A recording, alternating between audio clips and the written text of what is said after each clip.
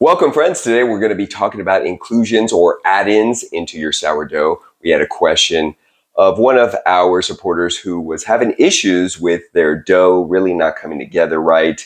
As it sits cold proofing, it's opening up and releasing those add-ins. So we're going to be talking about not only different types of inclusions, but how they affect your sourdough starter and the final texture of your dough. Let's get started. All right, today I am mixing up my cinnamon rum raisin bread, and so far I have these beautiful raisins, black beauties, golden raisins, along with some walnuts that have been sitting, soaking in their spice and rum mixture overnight. Because these are already wet, I'm going to treat them as a wet add-in. So my dry ingredients, different flour blends with a little bit of cinnamon, and my sourdough starter ready to go. I'm going to fill this up with water, add everything together because both of these I'm considering them wet. However, what if you were adding dry inclusions, say from your apple tree, chop them up? I would set them in the actual dry ingredient flour blend, fluff it all up together, mix it in, and that way everything is spread out evenly. And then when I add my wet ingredients, my sourdough starter and water, it's already dispersed evenly and will stay even. Now you could wait until it was already mixed together and now you're starting to knead in those add-ons. Totally doable, especially if you're a big commercial bakery because you have a big mixer. A mechanical mixer will help do that work because as soon as you add the water and flour together, then it starts to develop gluten.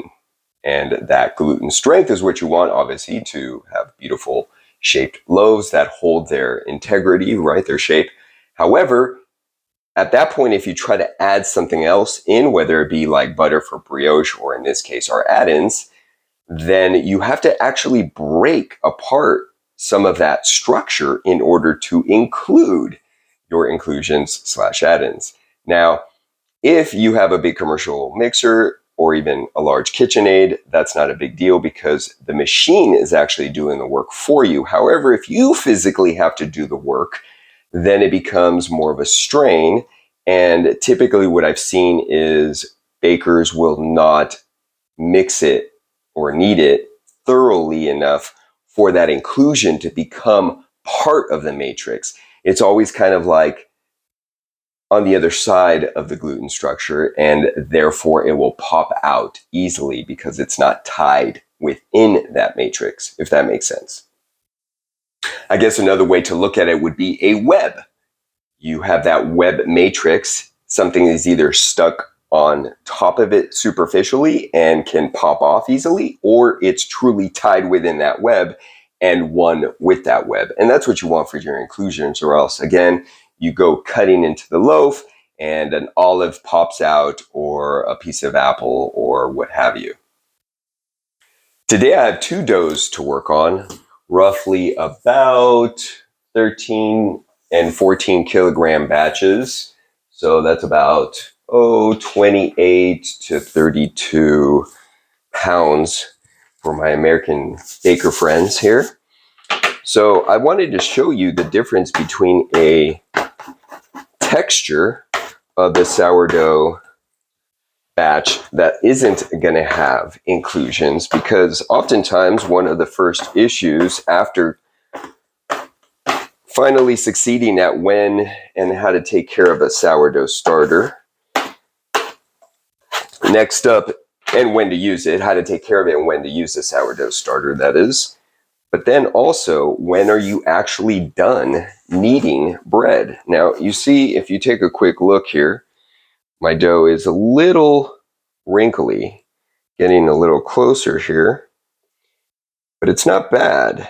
It's still relatively smooth, and that's what I'm looking for. Now, this was already mixed and kneaded, therefore I've got a good window pane, right, that I can grab a piece and stretch it out and give good light behind it there, right? So This way, you get to see the final shape and the final texture of both, because like we started this conversation, how a sourdough starter, rather how your inclusions are going to affect your sourdough starter and the final texture also depends on the type of inclusion it's going to be. So if you're adding, say, apples or pears or even nuts, they first start off with different hydrations. So your apple is going to actually contribute to moisture, whereas nuts will soak up moisture from your dough. And therefore, you have to treat different inclusions, different add-ins differently because of how they ultimately will affect your dough. Now, if you are adding an inclusion that is dry, then you want to maybe back off 5% or so of your recipe's hydration. And just keep it in like a little pitcher off to the side. So that way, if you need it, you can always trickle in some more and get that final dough consistency that you're going for. Now, because I make this recipe very often, a couple times a week, I know what that final texture should be. So it just takes time and practice. So if you get it wrong the first time, then you chalk it up to a learning experience, right? And if you get it great, then make notes. All right, so now you see how this dough is nice and wobbly? Let's take a look. Right? If I tap it here, it has a tendency to kind of ripple through the whole dough. And that's what you want. All right, let's take a look at my other dough, and we'll just put a cover over this guy, and she'll be ready in about 20 minutes for another fold. All right, it's showtime. Again, to summarize, if you were adding a wet ingredient, just like we are today, I'm going straight in with my other wet ingredients. If I were adding dry ingredients, then I would mix it with the dry first. That way, it coats it with flour, especially like if you're dealing with wet fruits, such as apples, pears, etc. The customer who asked the question was actually adding bananas and pecans, which sounds awesome. But you see here, I'm adding that wet inclusion, and I'm able to just really do a great job at mixing it in first because it's clinging to that flour. And so once I add the rest of the moisture in, it will tie itself up into that matrix, that gluten matrix better because it's already wet, you see? So it's got something to cling on to versus if you just drop it in before it gets kneaded, or rather after it gets kneaded, then it has a tendency to bounce off and pop off. Okay, so now we're gonna add my sourdough starter. Boom, boom, along with some water to finalize our hydration. And I'm using about 65%, depending on how much those raisins absorbed. I did a final count, including the hydration that the raisin absorbed, because I wanted to ensure that it didn't get too soggy on me. You can always add water, you can't take it away, right? So this way I know that worst case, as it sits to ferment, it's not going to get soggy on me because certain fruits, especially wetter fruits like let's say plums, peaches, will start, or really actually apples if they're juicy enough, like you've got the Honey Crisps, those kind of apples, super juicy, and they'll just keep leaking their juice out, which is awesome, right? Because you want that sugary deliciousness. However, you don't want to end up with a soggy mess after it's sat for a few hours, and now you've got gooey dough to deal with. So I need to pop some, or rather pour some of this out, because I'm looking for less water here. So bear with me.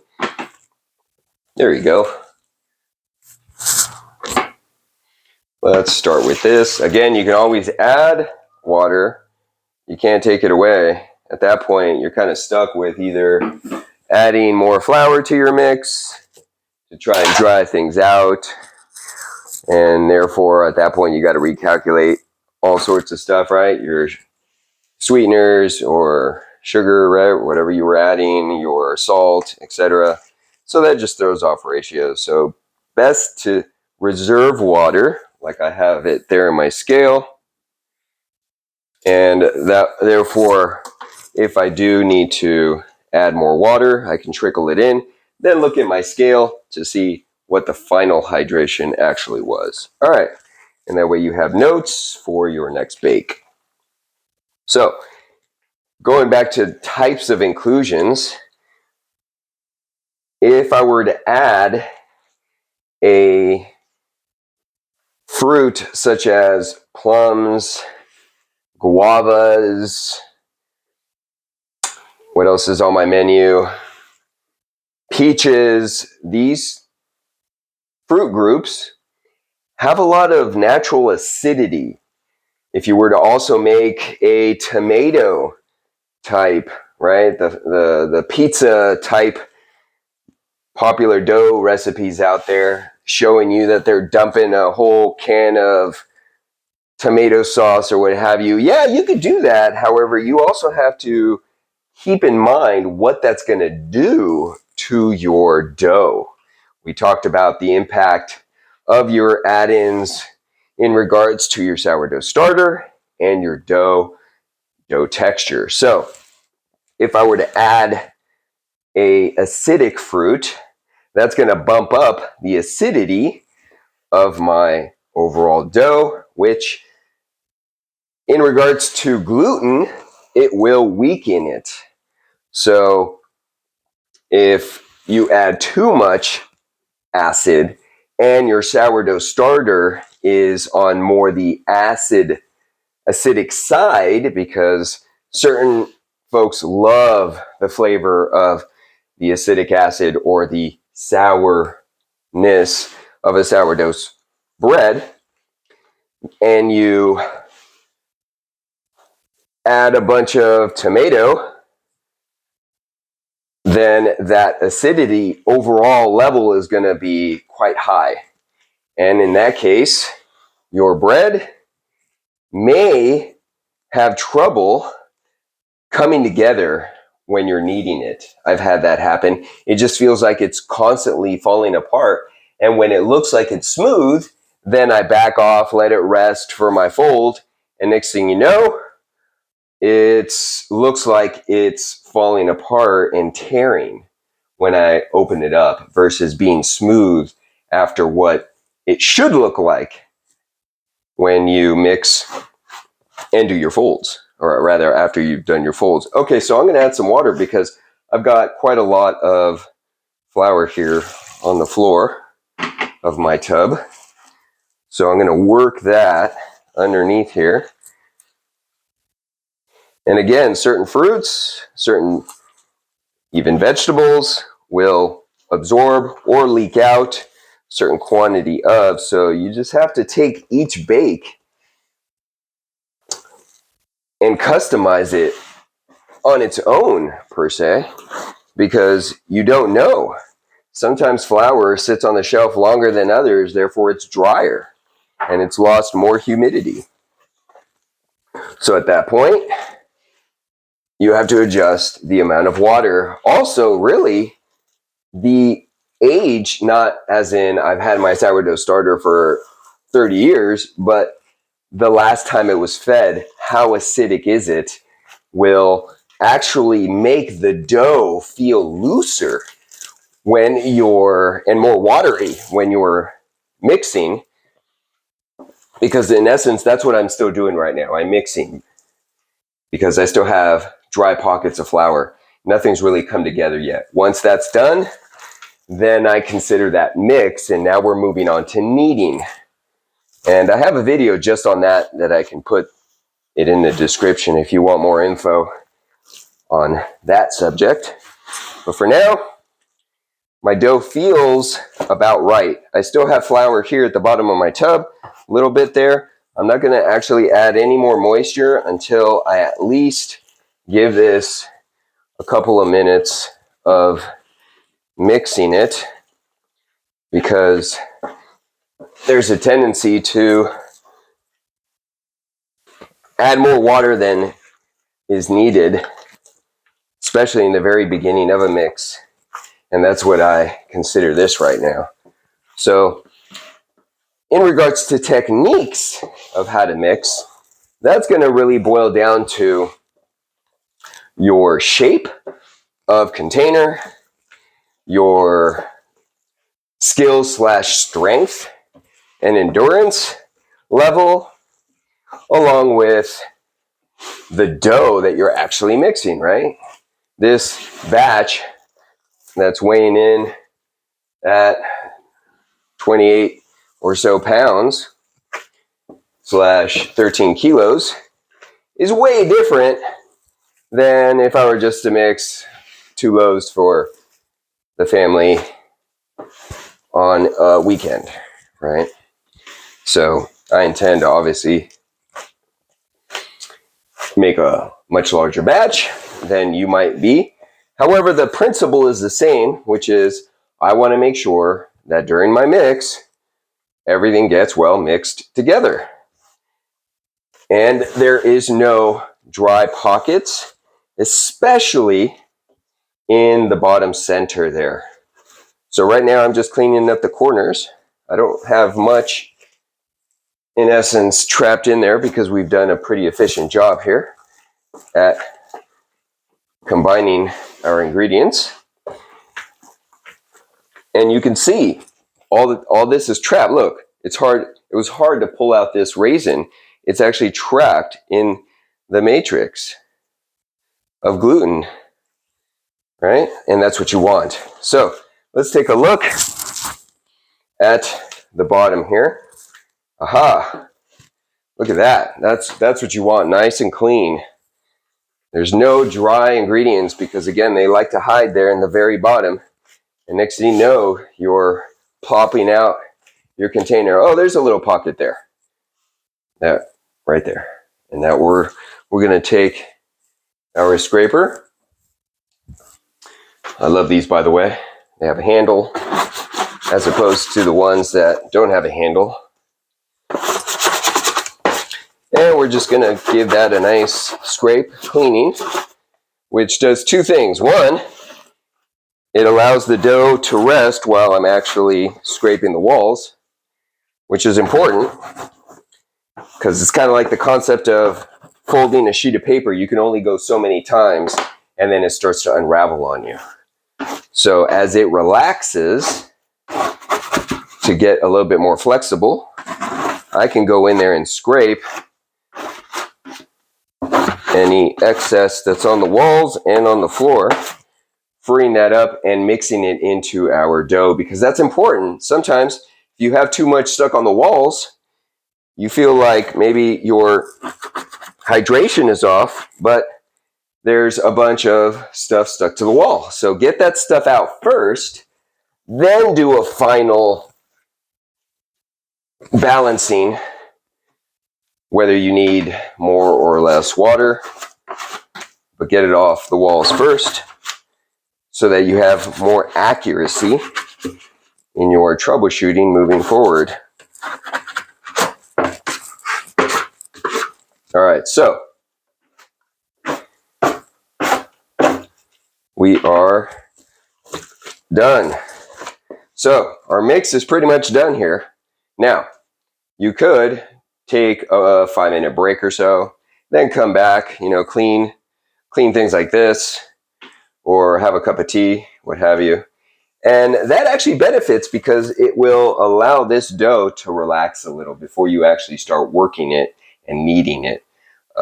I've taken enough a break, I think, as we were talking and scraping here. So we're just going to move on. Now, if I felt the dough, you see how it's just kind of falling apart? That's mixed, but not kneaded. It should not do that. It should not break apart like if you're just grabbing a chunk of oatmeal. Okay? That means we do not have enough gluten structure to hold. Now, this is where it gets misleading because there are no knead recipes out there, which do work, but I think they're limited and they definitely don't give you the professional bread texture that most enjoy. Definitely a lot easier to make. However, sadly, it does not rise right, in my opinion, from what I've done. If it's working for you, awesome, keep doing it. I used to do a limited kneading where I really only kneaded it lightly, then had it rise overnight in a mold, actually in a bread pan, and then I would bake it in the morning. However, when I changed my process, because now I'm no longer making 1 or 2 loaves, I'm making 13, 14 kilos worth. That changes things and requirements to make that happen. So what I'm going to be doing here is continuously folding and massaging this dough so that I can get those inclusions, because it weighs down the dough and it gets in the way of dough structure and aligning things. So you just have to put in the work and or have a machine do it for you. Now, I know that this dough has better texture doing it by hand than with a machine. And so my preference is to do this by hand. If you have a machine and it's working for you, then keep doing it.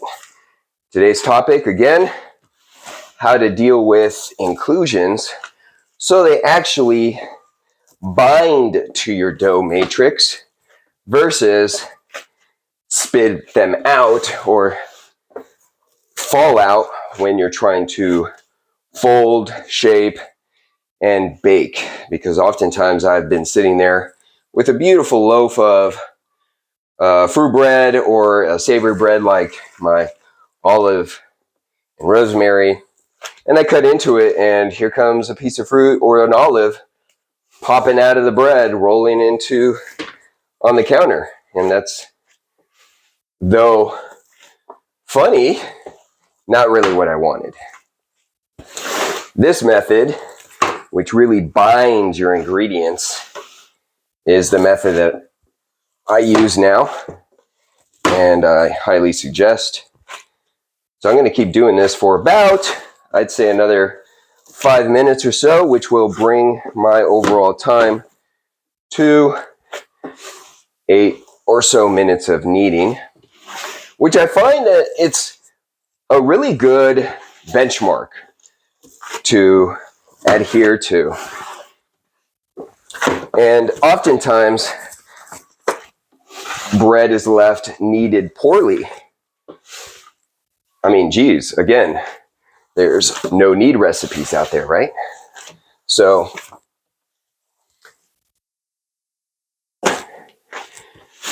it's no wonder why bakers have trouble, because oftentimes advice is geared towards a specific situation or assuming that you have professional equipment, because when it becomes a hand kneading job, then things change. So, questions. What can we think of? Leave them in the comments so that we can address those and help you become a better baker.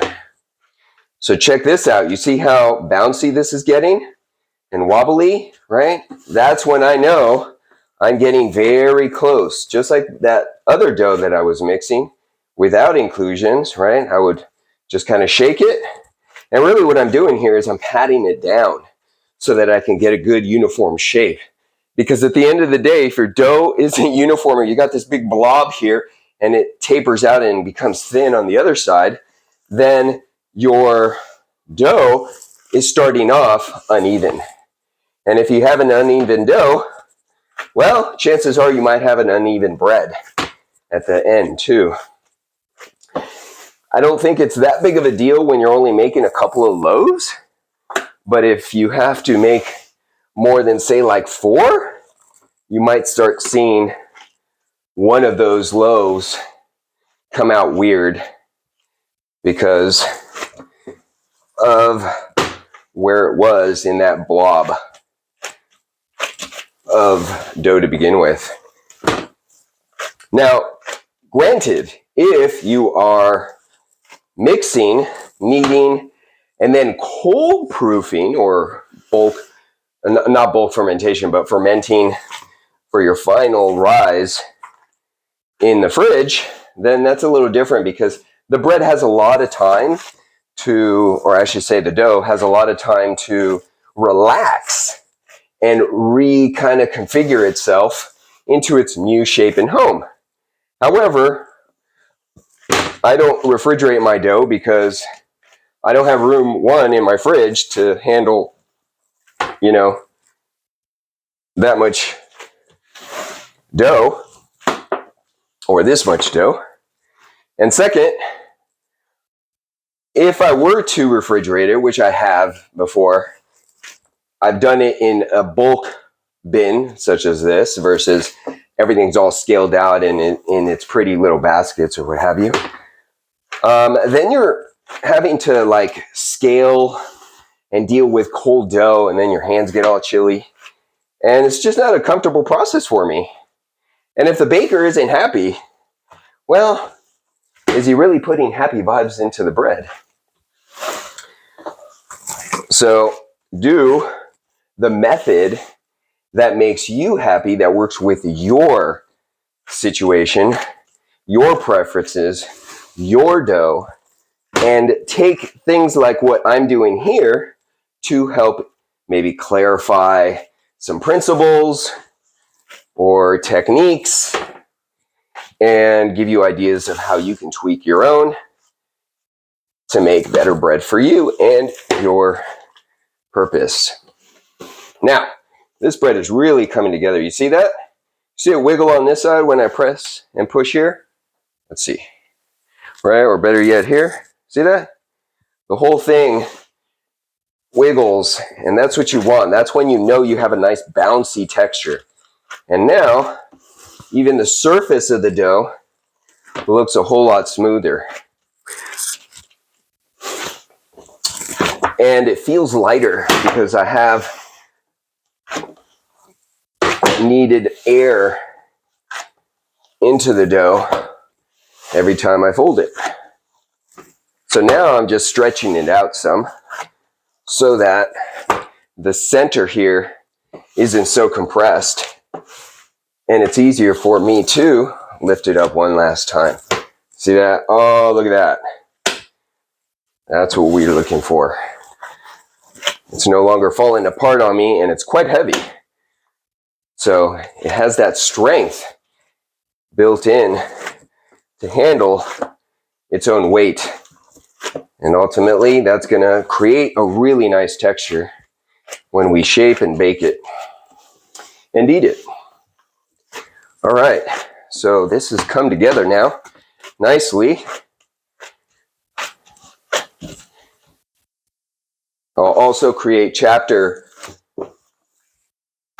in the description here so you can fast forward to whatever section you need, because watching one thing once is great for an overall lesson, but to come back to things, it's kind of like a book that you first read and then go through life, and then you read it again and it takes on a different meaning. So as you start to watch my videos more, you'll start to pick up more and more And the little seeds that I'm planting of ideas and thoughts of these principles of bread making will start to open up and flourish. All right, so last fold here, and that will conclude our kneading. And we're very happy with that. Okay, so I'm going to clean up the sides here.